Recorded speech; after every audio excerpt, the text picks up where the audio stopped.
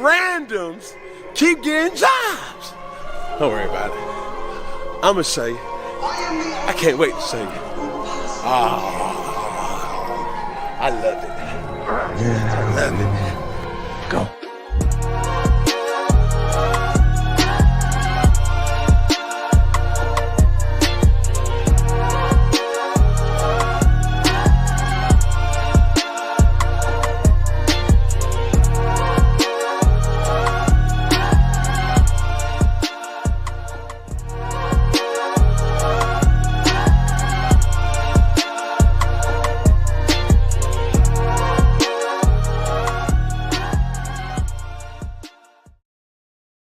Welcome, ladies and gentlemen, to the NotBland Show, and I'm your host, Divisional Bland, and today we have an awesome show prepared for you.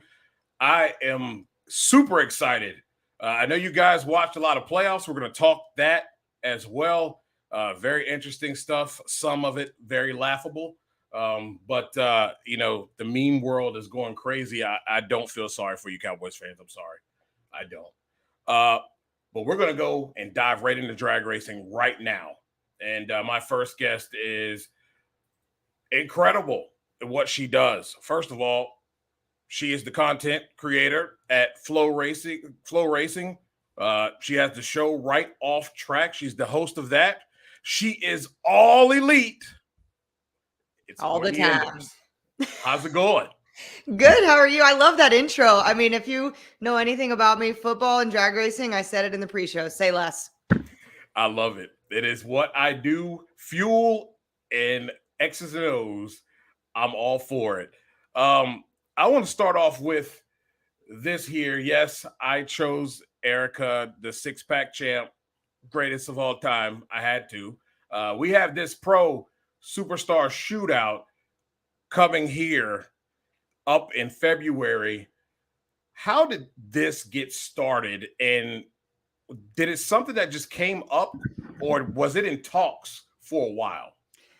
This has been in talks for a while. I'll tell you, D, it's probably since the conception of drag racing. Everybody does things like the Summit Motorsports Park Night of Fire. There's always these extra things. If people remember back in the day, the Super Bowl test session that we used to have, the Pro Stock Super Bowl shootout or something like that. There was always just a little bit of extras, but nothing ever came together with all three of the professional classes. And I say three, we don't discount Pro Stock Motorcycle, but they have their own union of sorts and they are in charge of their own destiny. And it was their choice. And we are not pushing them out. We get a lot of hate for that. We love them, but it's just not part of the pro organization, which is why they weren't included.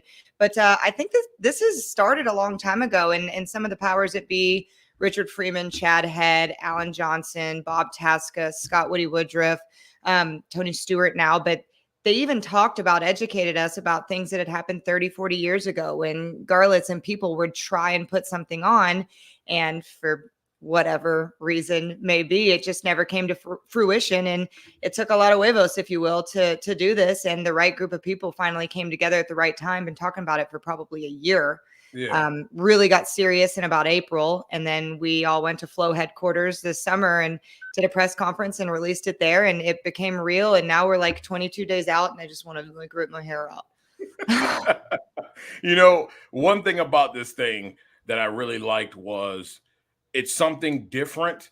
And I'm going to get into the fact that there's been a lot of scuttlebutt, and I see people talking about, well, what exactly are they going to do different? Like, how are they going to, showcase these guys any differently than what they do in the NHRA? Well, I saw you got into your bag here, and I knew you would. Tell them what's been going on as far as what you guys are trying to do. We always talk about the cars being the stars, but really, like with any stick and ball sport, it is all about the players. And in order to get people to invest, they have to know about the guys who are quarterbacking these cars. What exactly are you guys doing over there at Flo Racing to bring that to the forefront? I say that quote all the time. The cars are the stars. They have been always, and there's no denying that it's cool. Drag racing is one of the coolest things on the planet. They pop, they boom, they make you cry, they shake your sternum, they do all the things, but we've known this for decades on decades now. And I also use this analogy a lot of times. People wear the number 3 whether they like Ford, Chevy, Dodge, Kia, Prius, don't care what they like. They like the number 3. I'm a Jeff Gordon fan. It wouldn't have mattered to me who he raced for, what he raced. I was 24 forever. And I think that we've kind of been missing the boat on that, because when you're watching a NASCAR race, you're hearing these guys, and there's a journey within the race of where the driver matters, and they're talking to him and they're putting it on air, and people are squeezing and people are bumping and people are grinding and all of that. And there's opportunity to allow these personalities to come to light, whereas drag racing is so quick, and the impressive nature of these vehicles is so impressive that we just get overlooked. And so, we're not trying to change anything about it. We are still going to show the pops and booms, and we're going to talk about people going 330 some odd miles an hour at Bradenton, which is crazy because that's never happened. Might have a few in that strawberry field out back, but we'll get it done. And, but now we're doing a content series called The Road to Bradenton, and it's on Flo Racing in front of the paywall. You can go there and search Road to Bradenton, and just dropped our second one today with Austin Prock, but we're spending 10 to 20 John Force, maybe an hour. Not real sure. You sure it ain't like 2? Oh, it could be. I told my camera guy, Will, bless his heart, he knows nothing about drag racing, but he's a goddess behind the camera. And he was just like, that was really a lot. And I'm like, but it could be its own documentary, but so we're just giving light. And this is just the tip of the iceberg of how we're going to promote this show and what we're going to show from it. We've got 18 more of these to release in the next 25 days. It's going to be a lot of Courtney on the internet. I already told Scott from Elite Motorsports today, I'm already Courtney'd out. So if you don't like me, then sorry.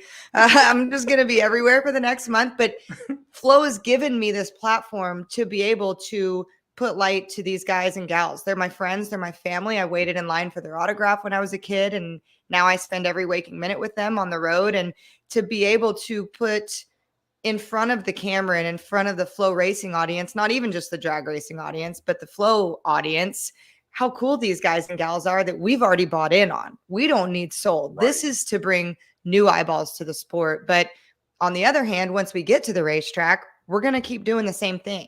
We've got people in the booth. We've got 2 pit reporters. Myself and Jamie Howe are going to be doing the pit reporting. She'll be mostly on the stream. She's incredible. I love her. I'm so excited to be. We've kind of got a girl gang going on. The guys are up in the booth and the girls are going to be running the pits. But we're going to be diving into. Jamie's going to follow a lot of the storylines of the races, and I'm got a videographer today. Had a production meeting, and he's going to be married to my side all weekend, and we are going to be pumping out features on cars, services, sponsors, merch folks that are there. Anybody who's put blood, sweat, and tears into this, I feel like it's my duty to be able to put forth what we all see that's kind of a shame that the fans have never been able to see. And I think that people will fall in love with personalities more so than cars. We've got the gearheads. We don't need to sell them on anything else. We've got to get their wives, their sons, their kids, their grandmas, anybody else who comes with them that go, you know what? I like Austin Prock because I like to cook too. I'm going to follow him on Instagram. And that's what we need. And that's what I'm doing. I like this. And I will liken it to, we see interviews with a Pam Oliver. We see interviews with an Aaron Andrews. They sit down with the quarterback. They sit down with the star wide receiver. And you get to learn something about him, whether it's what he does in the community, maybe has a story, a touching story of how he grew up or something that he may have overcome. And what I like about this, I'm an analyst. So, I'm an analyst and a reporter. I could do it. But the fact that you're able to do it because you have a connection with these people, I've watched the first 2, and that comes across on camera. And I think that's important, especially when I look at guys and individuals like Drag Racing Mayhem who listens to this show and is passionate. He's young. And those are the people we're trying to reach. It's not about me at 42, okay? I ain't that far behind you. Okay? You know what I mean? It's not about me, though. It's about these young individuals who they consume things differently than we did. And a lot of social media. We talked about that last week with Nicole, but I really like what's being done here. And it really shows to me why people should buy into Flo, because I paid attention to a couple other things that you did earlier as far as the pit reporting. Kind of reminds me of the XFL. Yes. They changed the kicking rules. They changed a couple things.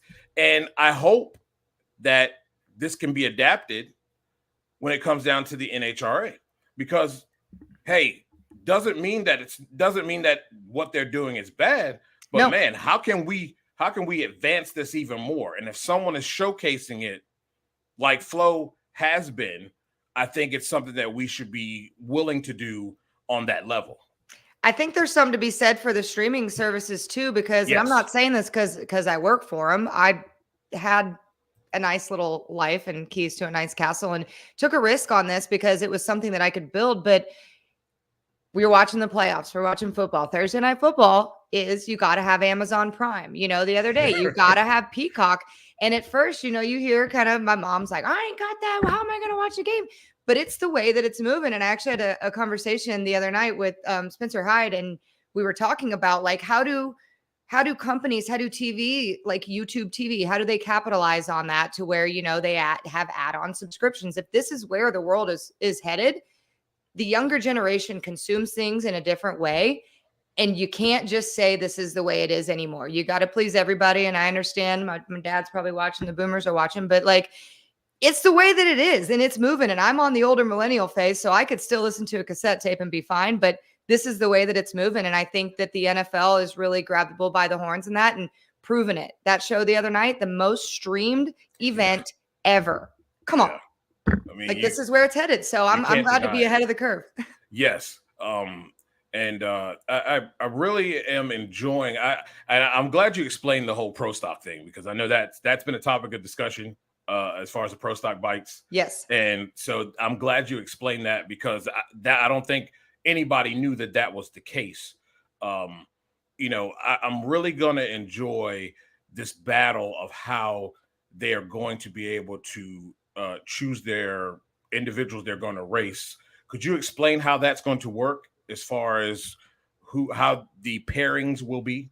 Yes. So we're going to have open testing. A big part of this to get teams to buy into this, because we had to get them to buy in. It's a risk. Right. And even though we don't mean anything by it with the NHRA, it's outside of the playground, if you will. And we knew we would have to get a couple of those big teams to buy in, but we're offering an open testing. And that is huge this time of year before we head to the Gators.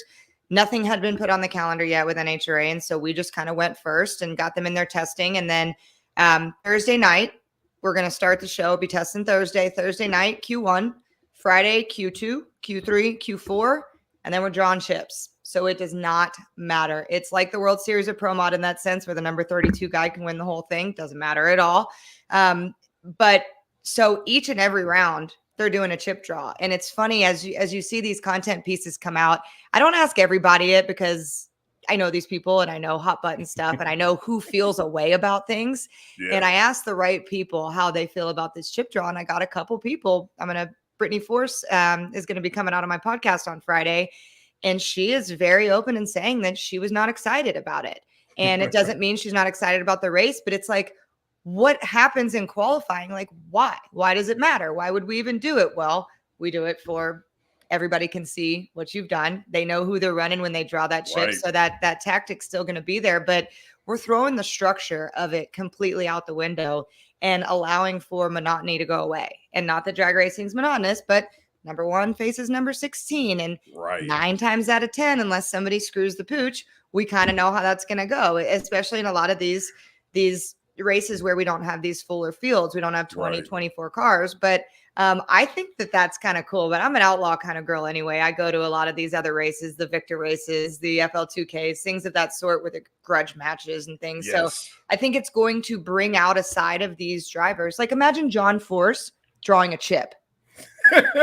Literally, that's going to happen, and we're going to stream it, and he may shit. Exactly. So I think that's going to be really cool, and we could have the number 1 and 2 qualifier at the end, or we could have number 8 and number 6. Like, it doesn't matter. Every single person could race every person. There's no, he's on the other side of the ladder than me, I'm not going to worry about it. Right. It does make it different. And I'll say this for Brittany Force. I know that she may not like it, but I'm going to tell you, if you back her into a corner and she's got to go against the best, it brings out the best in her. Yep. As she has improved throughout the years. I mean, now it's like, don't go up there and think you just going to sleep on her and that she's going to be late. Because I'm going to tell you, she brings it to the starting line and you better be good or you're going to be done. Well, think like my sister, as she's progressed in her career when she was younger, she was 00 teen all the time. Now she kind of harps on herself when we're qualifying. She's like, I'm just not hitting it. I'm not hitting it. We know by the second, third round, she'll be fine. But her brain almost gets in this structure to where we've got 500s on the field. So when you get that number 16 or number 15 qualifier, she's 40, she's 50. Right. Amanda Busick kind of brought that up at Vegas not too long ago, and Erica gave a real answer. But it's going to eliminate that. Erica will be 40 or 50 first round. She'll be 20 or 30. Then she's teen. Then she's 00. And we know that now. But what's going to happen now? If she draws Dallas Glenn first round, she ain't going to be 40. I can guarantee you that. Absolutely not. And I'm going to comment on that. So my whole thing is I understand I know a lot of people took that the wrong way. And I understand when an athlete's in a locker room, and I've seen this reporter, the same reporter, ask the same stinking question, and you're just antagonizing them. Mm-hmm. And now she gets out of the car, she's hyped, we're in the heat of battle, and you get that same question, and she's like, I told you. I mean, and they're fine off camera. Right. You know, we did it, all the things, but you know, it was just like she won the rounds. She was 45. Don't ask that. And I think we need more of that. And that's what we're going to bring out at Flo too, because we can, you know, not that you have to cuss to be cool, but like there is no prim and proper way to do this with Flo, because you can call people out, and we want to start bringing those types of grudge feelings to it. And we're not trying to, you know, UFC it up or anything like that, but we just want to bring out the competition and the personalities, and we're going to have slip ups, and we're going to have things where somebody may say something to the wrong guy and he pops off. But I'm in the business of selling this, and that's what I'm saying. Exactly. To talk about the Queens of Speed, I thought that was very, very good to let someone in. We see it all the time, whether it's a Kobe, whether it's a Jordan, you know, we see the inner workings of those champions and what they've done. And I thought it was a great way to let folks who really are going to look at it honestly and for real, you see that's championship pedigree. That's what a champion does. And that's how they perform. And they'll do whatever they got to do to get themselves up. I had no problem with it. I thought it was masterfully done. And I would like to see more people do stuff like that, especially, I mean, a guy like Steve Torrance. I mean, really?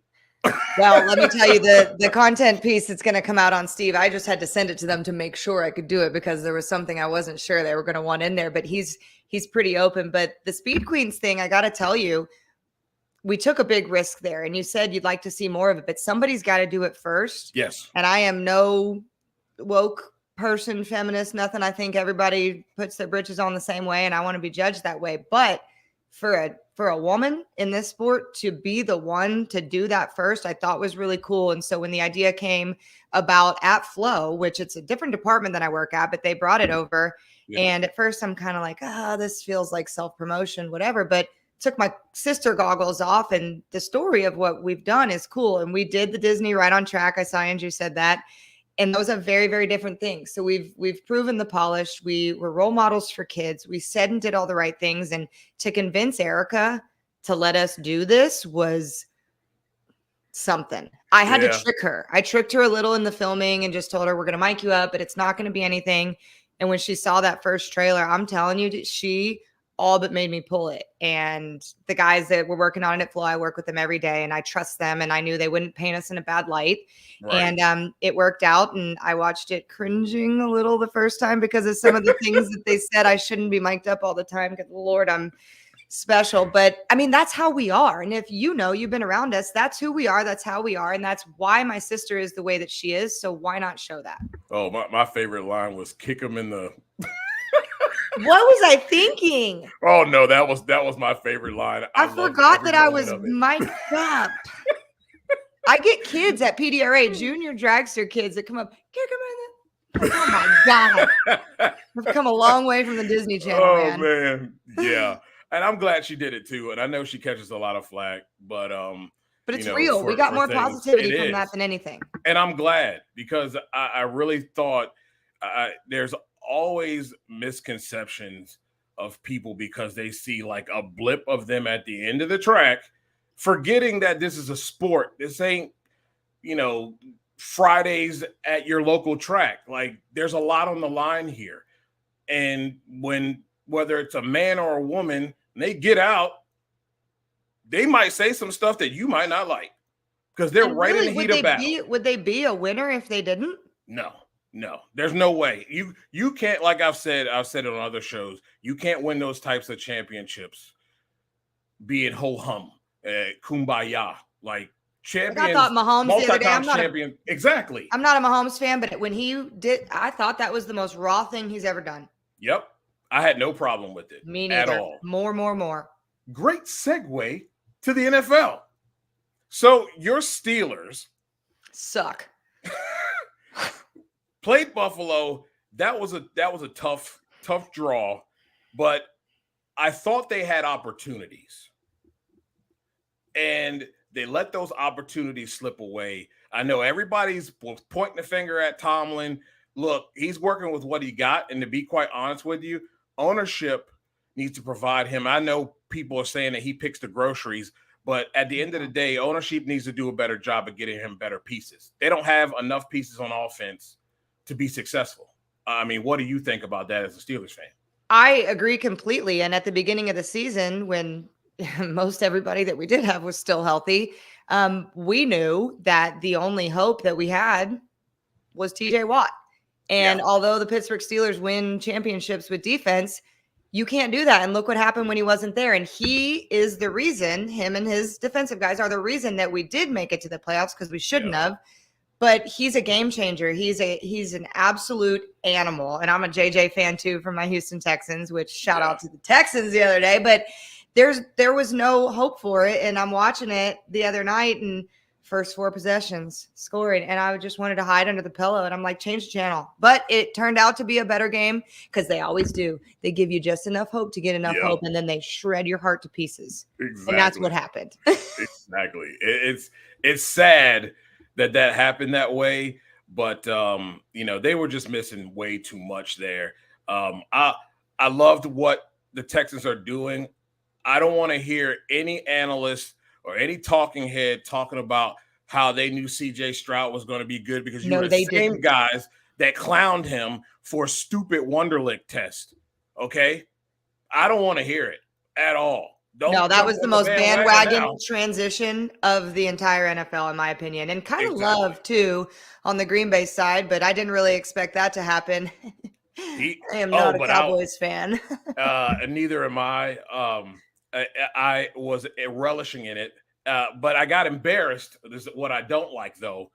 Picked them with the way they were playing, but like I talked to Jacob McNeil that on that last show last week, and my thing is, Dallas Cowboys defensive line is very small. And what they like to do is they like to come across linebackers' face to cut the lane, use speed to get behind. Well, when you got an offensive line that's running downhill at you, there's nothing they can do. They're too small up front. And they got pushed around and bullied. And I felt like Mike McCarthy thought he was just going to roll the hats out there and run some basic offense. And they kept beating their heads against the wall, trying to do the same thing, expecting different results, and they got smoked. It was ugly. And I enjoyed, sorry, Dad, my dad's a Cowboys fan, but I enjoyed every friggin' second of it. Me too. I'm still laughing, and the memes that are rolling is just incredible, and keep them coming. Same. I'm going to start sending you them now that I know that, because I get them all the time. But yeah, no, that was really fun to watch. But I think, not that anybody asked, but my dad and I were talking about it today. And I think Baltimore is a grungy, incredibly athletic team. They may not be the cleanest, but if I've got to do it, I'm going to say I'm going Detroit and Baltimore. And I would love for the Buffalo Bills to make it further. Love Josh Allen, but again, nobody asked, but that's my pick. I don't believe in Josh Allen until he does it. They have not beaten the Kansas City Chiefs on any level. They do have a better defensive scheme that they have been using, but again, you're still playing against Andy Reid. Yeah. So until they do it, I do not believe in them. I think it's Kansas City. I like Houston. They're very, very savvy team on defense. I think there's just too much offensive power on the opposite side. In Baltimore, it's going to be cold. I'm definitely taking Baltimore. Baltimore is my Super Bowl pick.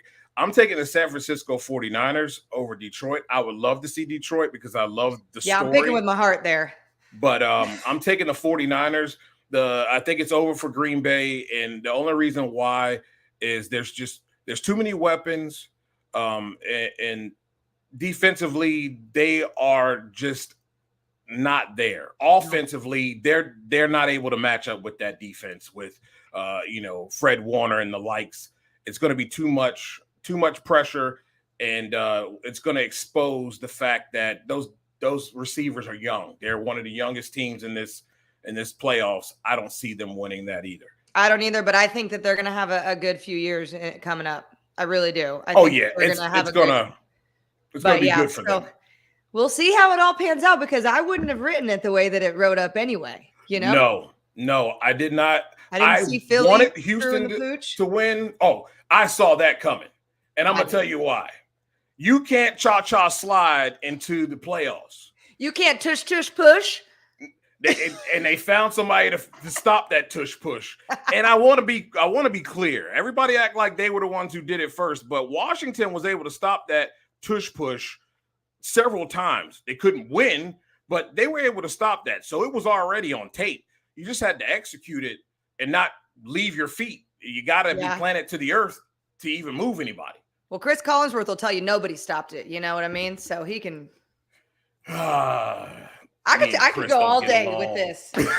I could just go all day. I kind of envy Erin Andrews sometimes. I love drag racing more than anything, but I watch her with just like googly eyes. She's the GOAT in my world. Yeah. I love that she gets to stand there and do it. I might just go steal her microphone one day.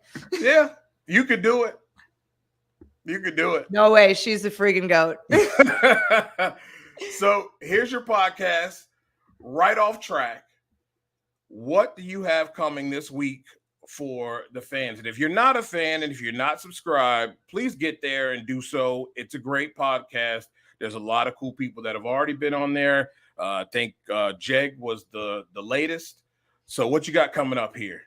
I'm pulling out the big guns. I got Brittany Force. We recorded it last week, and the next month of my life is everything I'm doing. Eat, sleeping, and breathing is PRO Super Star Shootout. So we're using that as a promo piece. And she, like all of these, like I said, they're my friends. I always think I'm going to try and be professional and just keep it the way that it should be. But we get a little deeper than you think. And so I think Brittany was comfortable and we got her to actually talk about some things that were going on, and it's going to be a good one. And then I've got Justin Ashley coming up as well. And then I'm going to round it out with the People's Champ, Doug Coletta. That's what I'm talking about. I like that.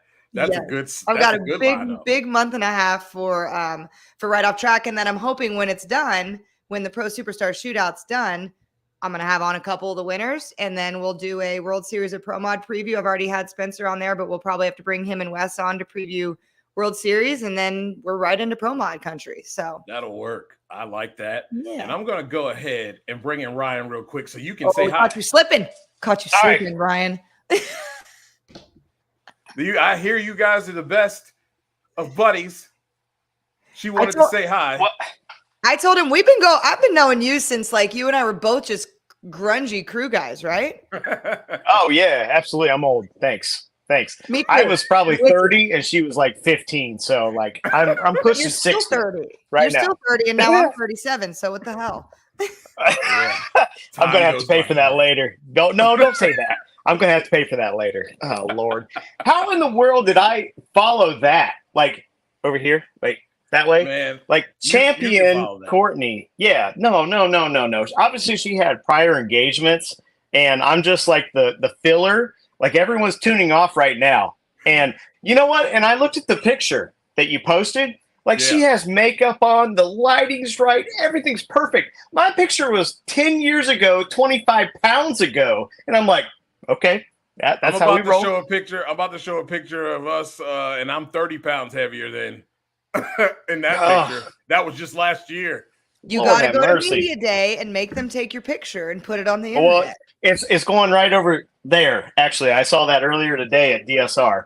Like, they got flashes going on and there's makeup going on. I'm like, hey, I'm on a podcast later, but Courtney's on it, so don't worry about it. It don't matter what you're gonna do. I ain't got it. Folks, and if y'all are tuning off, you're wrong, because Ryan's one of the most brilliant, entertaining folks, and also he follows me on TikTok, so that's cool. He's gonna be. Whoa! Don't go anywhere. You know. This is how you know you made it in life when you have 25 fake accounts on TikTok, because they messaged me, and there is Courtney Enders _, Courtney Enders ... Courtney Enders. I'm a real person. Oh yeah, they messaged me. So okay, they messaged me too on IG, and I'm like, I have to text her all the time. Like, there's another one, Courtney. I don't do that. I don't understand why. Like, Erica's stuff, Brittany's stuff, that's cool. But like, I don't understand. I've had guys come up to me at the racetrack that they think that we're engaged and they've sent $5,000 here. Listen, PSA, don't. Just don't. You get money? No, I don't. That's amazing. They're scamming the heck out of people. Yeah, they're scamming people. So, all right, on our phones, we have a tune-up calculator and stuff, and you're looking at weather and you're going through stuff, and then you get a text or a TikTok or something message, and you look and like, hey, fan, I just wanted you to know that I really appreciate you and all this stuff. And I'm like, oh, Courtney Enders. And I look up like, why are you texting me while you're on the starting line? I say, and I'll play back and be like, hey, thanks. I really appreciate you. You look very nice today. Oh, wait a minute. How are you texting and I see you right now? She's like, well, I'm very talented. Your fake accounts are top notch. Top notch. Unbelievable. There's 25 to 30. You and Brittany Force are the most spammed TikTokers I've ever met in my life. I get those all the time too on IG. Like, it's so annoying. Like, really? What do they really? It's work. Yeah. It's too much work. It's not annoying. You put that on your resume. I put on my resume. This is what if I ever get a fake person, I'll be like, I made it. 25 years in drag racing, I got a fake TikToker or a fake Instagrammer. I'm here. I've made it. Well, the person with 100 fake accounts a day was your opener today, so I guess you did. Yeah. I got one more story before you go, Courtney. So that sign back there, that 350-mile-an-hour sign, has a bunch of signatures on it. It also has a early Erica Enders signature on it. We were standing in line. It was kind of weird because I'm like, there's no way that's her and Courtney standing right here in line to get food at the concession stands at Gainesville. And sure enough, there you are. And she was so nice to turn around, and because I don't like asking for anything from drivers. I'm just not that person. I'd rather stand there and you ignore me for the longest time, and then you finally come up.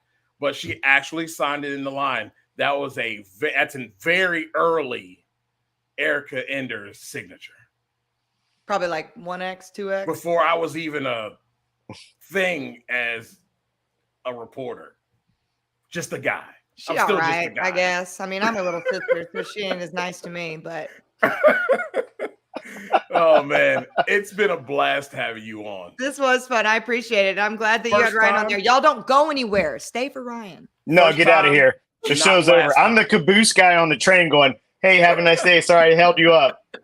It's a small world after all. Get some rest, Courtney. All right, you boys have fun. Hey, and I'll be talking to you about our picks. Now we're in stone. Oh, absolutely. So. Absolutely. Definitely. See you guys. Thank you for having me on, Dave. See you, Ryan. No problem. First time won't be the last time. Good. Night. That's Courtney Enders, everybody. Great. And then we got another one here. Ryan Elliott, to me, is going to be the next crew chief. When all these NFL teams looking for young talent, which I'm totally okay with. It's time to get rid of the old coaches, there's nothing wrong with it. They just can't relate to young players. This guy here is going to be sought after. If I'm starting a team and I need a crew chief, that's exactly who I'm going to. He is the co-crew chief of the Shawn Reed Top Fuel Dragster. Again, he's our guy, Ryan Elliott. How's it going, bud? Well, apparently I paid you well. That was very kind. And, yeah, that's way too kind. I'm just a little piece of the puzzle. Happy to be a part of anything. They hired you for a reason. They had no one else. Thank you. So how's things going this offseason? I want to say hello to my classmate of 1999, Bonnie. Thank you for tuning in. I really 99? appreciate that. Is that when you graduated? Baby. Yeah. Me the best too. class there ever was. Actually, I was 1999 and a half. Oh, man. I was a little slow. But I got there. I got there before that 2000 hit, so I'll take it. Ain't nothing wrong with that. So what's going on in my life? I had an awesome podcast studio. I had sound, amazing, a microphone, a DSL camera, and all that stuff set up, ready to go. And as you can see, I'm still in the trailer. So my life is, And honestly, I got freaked out for a second because Courtney said Ryan live in 10 minutes. And I'm like, oh, crap. Like, I wasn't ready. That was at 7. And then I had to research the email. And, oh, geez. I was like, I honestly, I was a little excited. I want to go first. I don't want to like follow Courtney because that's a hard deal to do. That girl is owning it. Like, she's doing her own thing in her own right. Like her podcast, her TV stuff, her Flo Racing stuff, like her social media stuff. That girl was owning it. And it's cool because a lot of people would, a shadow or this or that. No, Courtney Enders is exactly at the same level, championship, social media, as Erica in drag racing. And that girl gets it for sure. Yeah, absolutely. I'm glad she found her niche to be able to showcase who Courtney is. And yeah, exactly. It's come across big time with Flo Racing. If you guys have dabbled in anything she's done earlier, at the start of Flo Racing, they had the first like several different cameras in the pit for Pro Stock. The stuff was just classic, and she's really starting to get extremely comfortable. As Deion Sanders says, I'm about to get comfortable in here. Well, she's comfortable in here. Yeah, I hope she does a Deion Sanders to the starting line every once in a while, like the old going into the touchdown area. Agreed. Yeah, that'd be awesome. We got to get video of that, but most definitely. Now it's a new team. How are things gelling with the guys? I know that's very important coming in. I know you guys are preparing for Gainesville. So how is that working? I know TJ Zizzo always talked about them preparing in the shop. They prepared as if they were at the track. How is that whole process going in trying to build camaraderie there?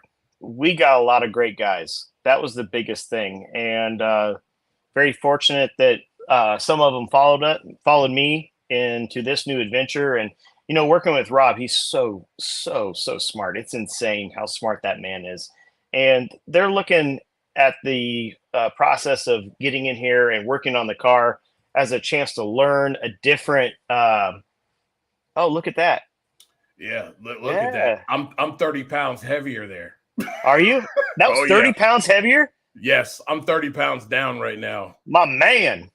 Yeah. I'm 25. I gotta get my life together. That's what's up. That's good. That's what's up.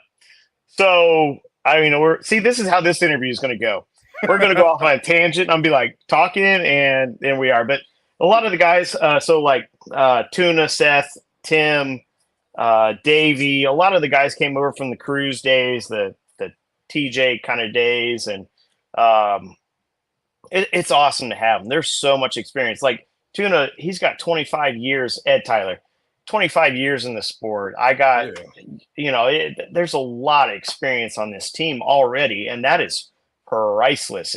It's great, and it's awesome to work with Antron Brown because they do things a little bit different than what we're used to, but we've been through that process before to where it's like, there's not egos. It's like, all right, do it that way, agree, disagree, all good.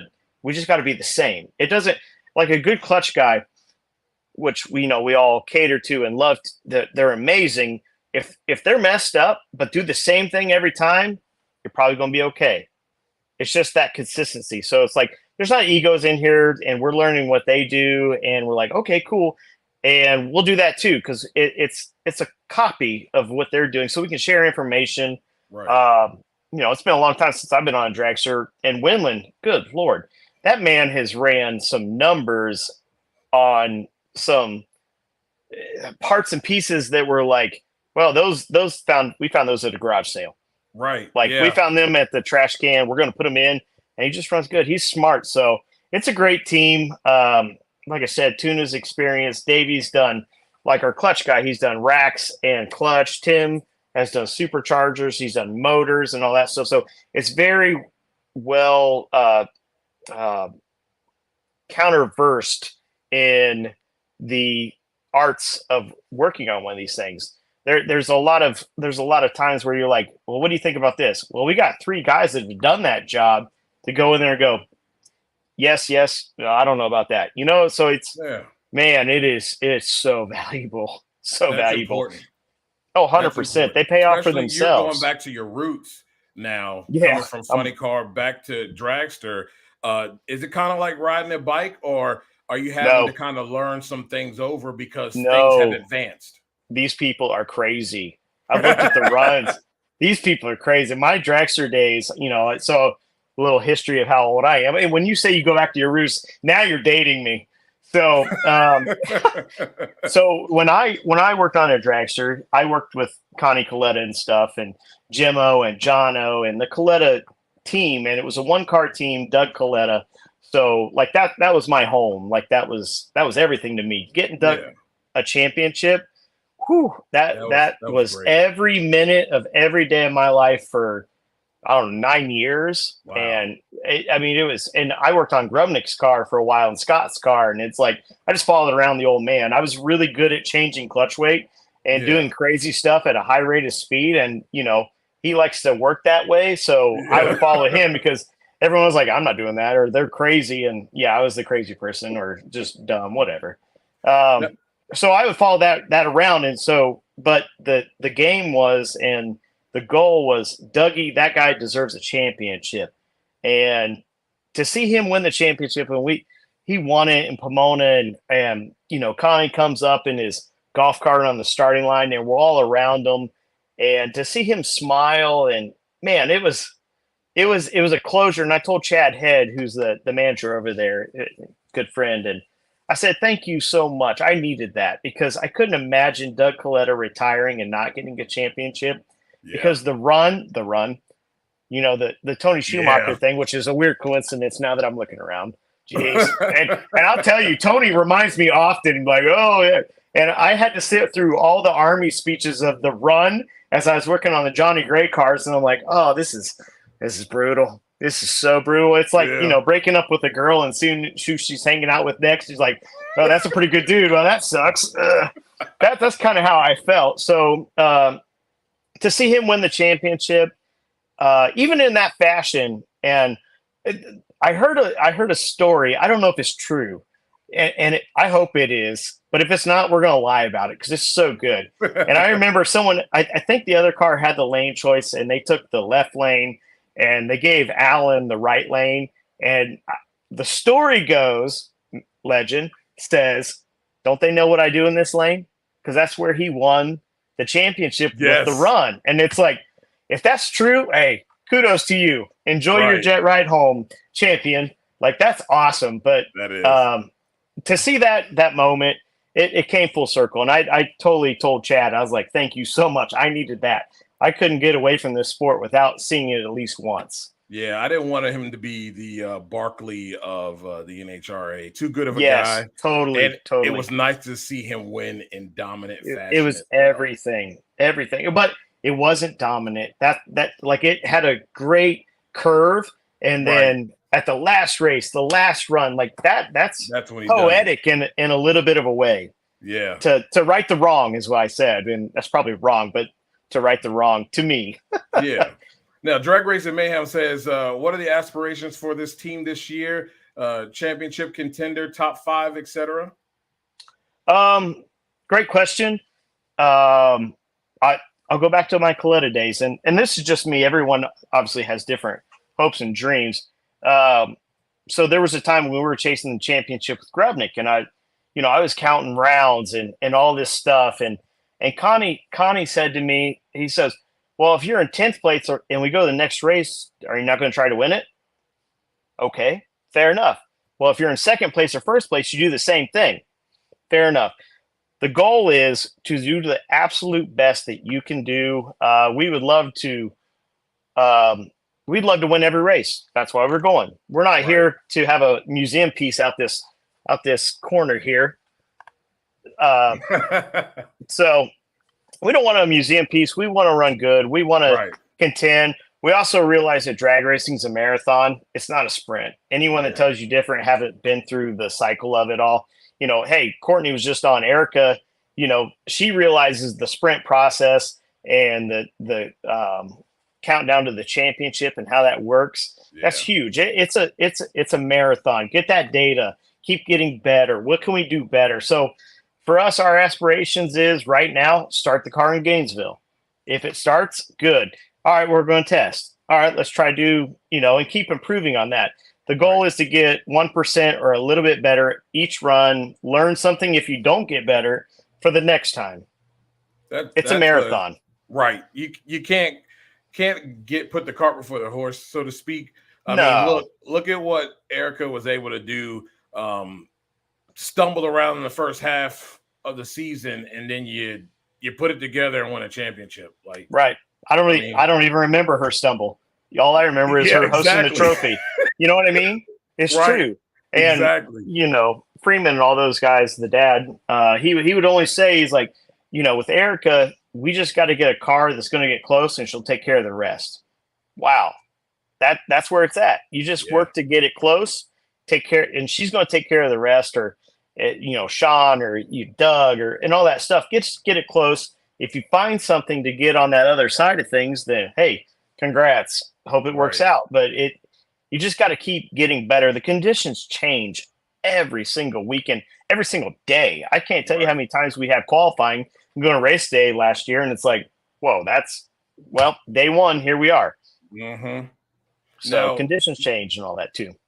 With you and Wendland, is it always a collaborative thing? Because I've always wondered about the co-crew chief and the crew chief. Is it you guys both sit down, kind of collaborate a little bit? You call out what you see. He talks about what he sees, and you kind of come up with a way to attack the racetrack at that particular time. Oh, 100%. I think sometimes we forget how important every piece of the puzzle is. And, what Tuna sees on the car or the bottom end guy sees when he's servicing stuff, his name is Josh. It's like it all equates. So to get the puzzle right, you got to see the bigger picture of what that puzzle should look like. Right. So, there's going to be times where, in the past, in the Johnny Gray days, and I remember, oh my gosh, Topeka, we were doubling up or number one in the points and all the stuff with Johnny Gray stuff. And I was like, man, I wouldn't do that. And he's like, I want to. And I was like, okay, well, that don't make any sense, but hey, let's do it. It just felt sometimes when someone has a gut feeling, you go with it. And Rob's so smart, you just kind of go, okay, let's do it and see, because it's like, and we ended up winning. But you shouldn't have off the data and all this stuff. Right. But Rob said in his gut, that's what we need to do. And man, I tell you what, whether that gut, it says a lot. Whether you believe in God or anything else, there's a Holy Spirit. The gut is the Holy Spirit. Or if you're just like, well, I really know what's going on about my gut saying that. Well, okay, well, maybe there's reasoning behind that. So I sometimes, like in basketball, where you ride the hot hand. Yeah. His hand is usually pretty dang hot. So like if he says this is the way we're going, and even if it's a little off, I'm probably going to support it, honestly. I would, no matter what. He's so smart. He's done so many things with so little. Kudos, man. That guy deserves this. Yeah, I'm like, sometimes Oh, I like that. you got to swing for the fences. Did you just see that comment? Yes. It's never win or lose. It's always win or learn. Woo! And if you're not learning, prophetic. If you're not learning, you're losing. Yeah, that's some PD Jakes right there. Yeah, yeah, that's good stuff.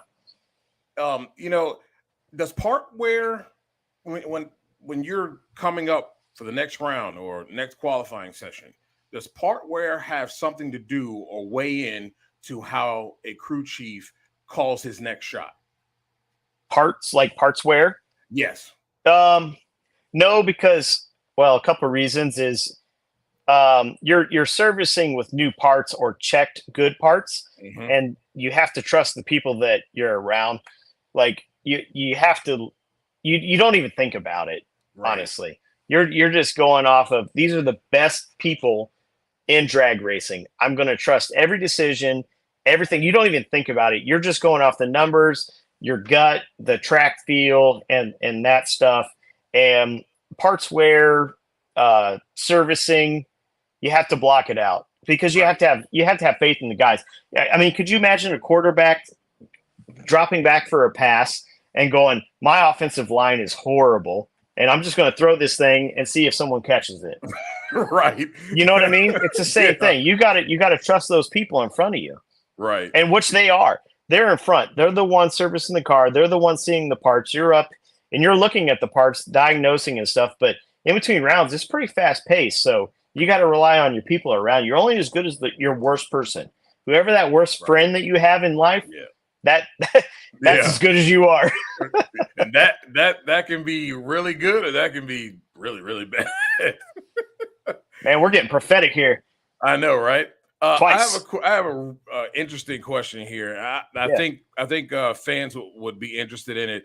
A lot of I talk about it a lot. I'm not a fan of crew chiefs or other people complaining about track prep.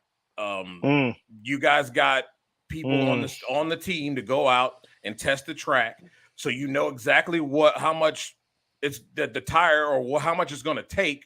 Then you have to tune to the conditions. The track is part of that. This having a certain amount of spray. How do you feel about that? I mean, oh, Lord have mercy. I'm going to be like the poster child for Safety Safari if I don't answer this correctly. Thanks, bud. I'll tell you the same thing that I tell every starter, from, Giddings to Stewart to Mark Lyle. God bless that man. And Jeff Shumway and everyone. You have to do the same thing every time. So just like a clutch guy has to do the same thing every time to make it consistent, good, and put on a good show, track prep has to do kind of the same thing too, to where, all right, if we have so we talk about scrape. That's a good one. There, scrape before a certain class where they go out there with the torches and scrape off the excess rubber. Yeah. So you have to do that every time. Otherwise, the conditions change. Crew chiefs are so smart, no doubt about it. Right. But there is some things that are just don't measure off a gripometer. Toyota and all these, they use a keg semblance that you can't measure. And listen, I've wore the same shoes for the last 15 years and they all feel different. So I always wear the same shoe. My shoe can't tell that, or, Rob's gut can't tell that. There's some things underneath. It's like an apple pie. Like the crust looks good, but the toppings and all that stuff underneath, I guess they're not toppings, the core, you can't really see until you get into it. So the importance is to follow that same recipe to make sure it's the same every time. One, because you don't give the crew chiefs and us something to complain about or an excuse if you want to, or anything else. You got to do the same. So like scrape the track. And there's some tracks that it's so weird. Lanny from JFR is the best, unbelievable track guy. They're stupid, amazing. And we talk about certain tracks that no matter what you do is good. Right. And there's certain tracks that get really thick rubber no matter what the grippo says, it just goes, well, what's that? If you don't scrape it, Chicago, Norwalk, the good stuff, Brainerd. I swear on my life, it don't matter which that rubber in Brainerd is magical. The temperature does one thing and the rubber does another. We talk about it all the time. Lanny, here's a great story. Lanny, when they scrape off that rubber, in the past, Lanny from Forces would take that rubber and use it at Indy test session because it's that good. I have no idea how that works. I'm not smart enough, but it's truth. So the track prep is you want it to be the same because you're making decisions based off, we're measuring water grains by, one and, altimeter and all these conditions, basing decisions. You need to have the best that you can. And, there's some situations where it's just like time constraints or training fluid. Yeah. I forget where that was at. Sonoma.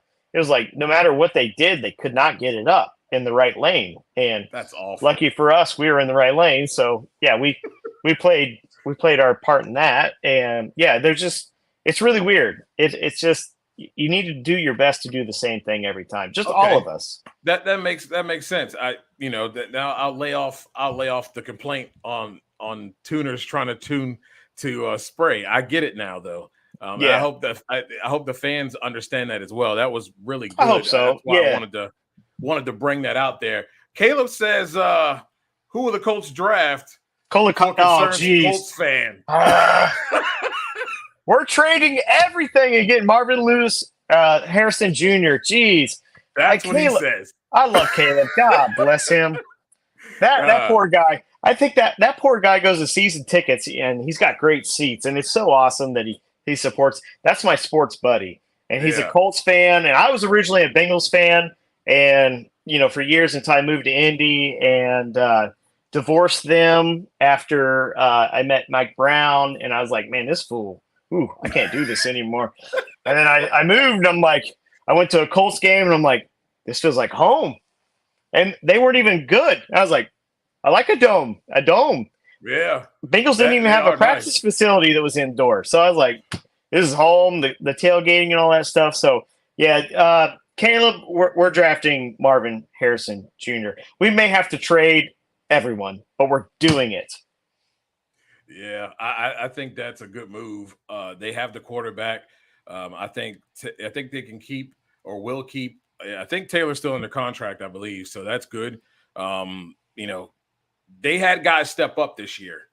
They did. If they add him, I think I'm an Ohio State fan too, so just go ahead and throw that out there. And I heard that CJ Stroud thing earlier. Like, the film does not lie. Exactly. Like, gee, Merry Christmas. Honestly, I think people put that out there so he falls and maybe they can draft him. It's dirty. It's irresponsible and dirty. Yes, it's dirty. But hey, that's business. It's a $1 billion business. Yeah. Drag Racing Mayhem says, what's the hardest track for tuning from a tuning standpoint besides Denver? Oh, I was going to say Denver. Wow. Hey, good for you. Man, got hurt. Bristol. Bristol tops out, I think, in my mind. Probably Bristol. In which, hey, the Tommy Johnson Jr. days with JC, doggone, we had some luck in Bristol.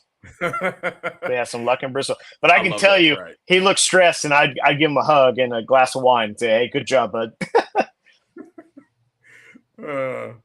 Yeah. You see that? What? Caleb says. What is Tuna doing? Yeah. He's gone right now.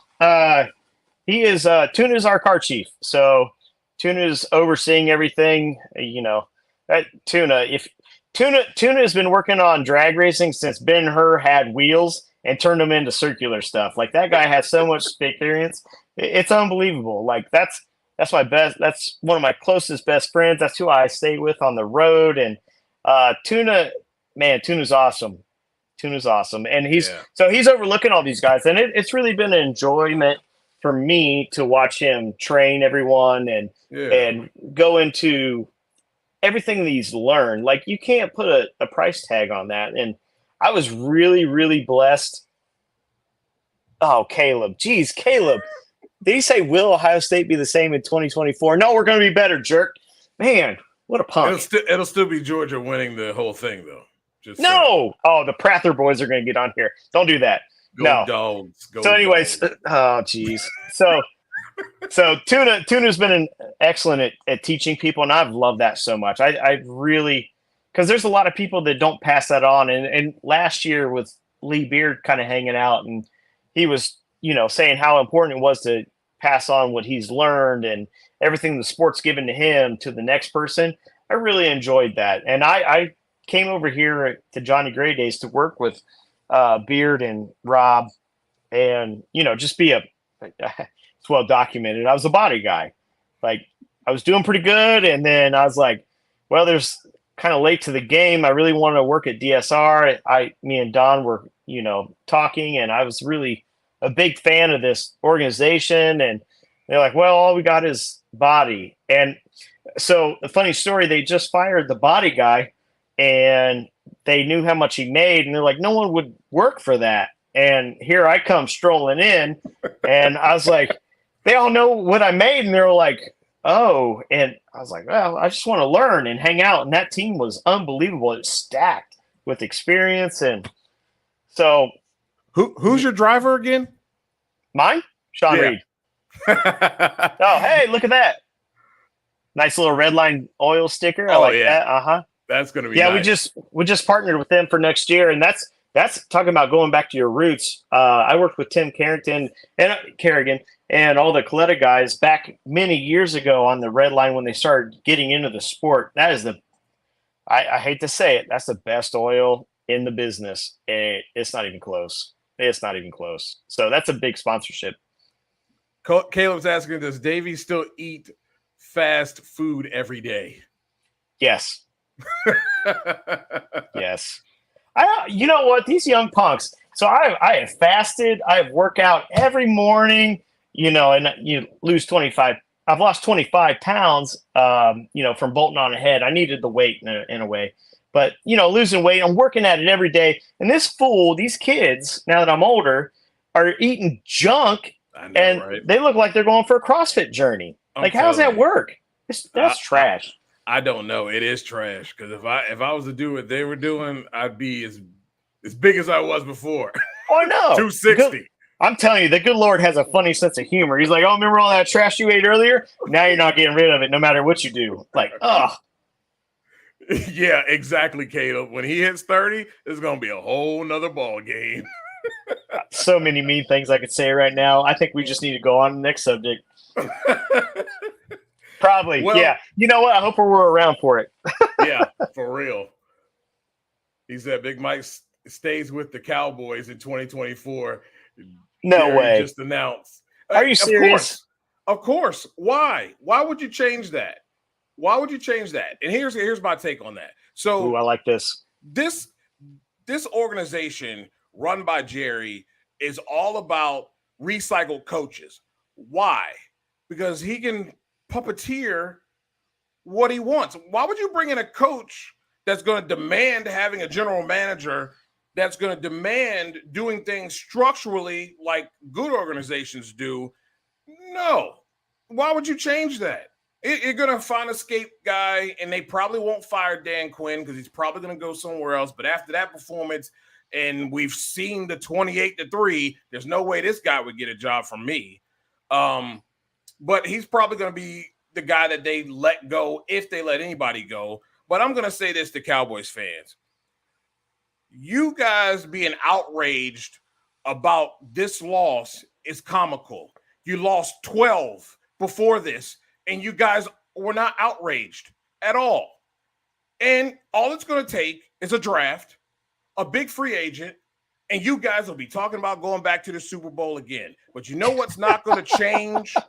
What's not going to change is the Cowboys winning anything until Jerry figures it out and keeps his hands off of it, or two.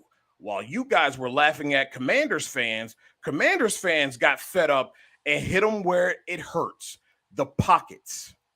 And it got so bad that the NFL had to intervene and these owners are looking around like, you are making us look bad. Yep. Among all the other junk that Dan Snyder was doing, that's part of it. And now you got new ownership. Sometimes to get change, you got to hit them where it hurts. But you know what? You guys are so star-eyed, it'll never happen. You can't come together on that. What's the most valuable franchise in football? It's definitely the Cowboys. Definitely the Cowboys. Because it's a good story. Exactly. And you're not America's team, so stop. Ooh, wow. I would pay money for Belichick to go there. You know what? I would, but you know something? I look back at the Bill Parcells deal. Bill Parcells was okay until Jerry started telling him what to do. Right. And when that happened, he was out of there. Because I'm going to tell you what, that team with T.O. should have won the Super Bowl. Absolutely. They were that good. But and Jimmy Johnson Jerry couldn't leave. Yes. Jerry couldn't leave well enough alone. Nope. So got to be about him. Harbaugh goes to my Chargers. Oh, good. Get him out of Michigan. I need Ian Cunningham as the general manager.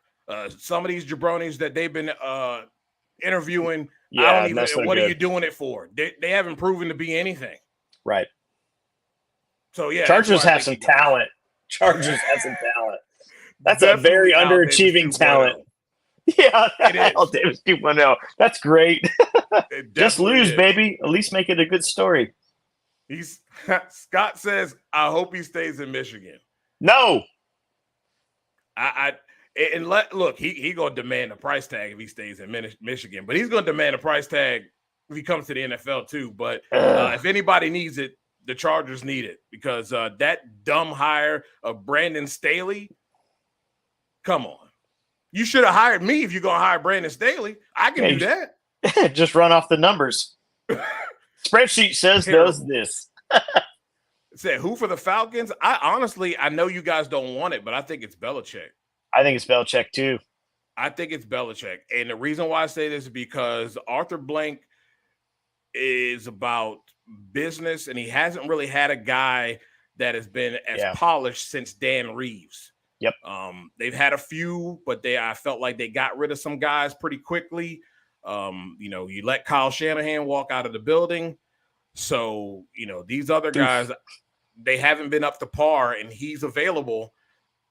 It's got to be Bill. With that talent, outside of quarterback, with that talent, I think they have a real big deal to turn it around very quickly in an NFC South that ain't that good. And you're still keeping Dennis Allen as the head coach. So, Saints ain't going to be much of nothing either. So if you can get Bill and maybe you trade for a quarterback, I like the idea of getting Justin Fields. You could really change some things there with that weaponry you have at offense. You add a Justin Fields to that, a mobile quarterback that has the ability to really make the throws. It doesn't show up all the time in Chicago for various reasons, but he can make all the throws. And if you could do that, coupled with Bill, have some discipline, some structure, ability to achieve and want to strive for excellence every day, yeah, you can turn that around real quick. Oh, man. It turned out the lights on me. Uh-oh. Oh, time to go home. Well, it's time to go home. Ryan, yeah. I appreciate you coming on. This will not be the last time we'll talk to you so much during fun. the season. And look forward to it. I'll see you in Gainesville, buddy. Gainesville? Yes, sir. Nice. Good. I'm always going to be there. Me and my camera guy.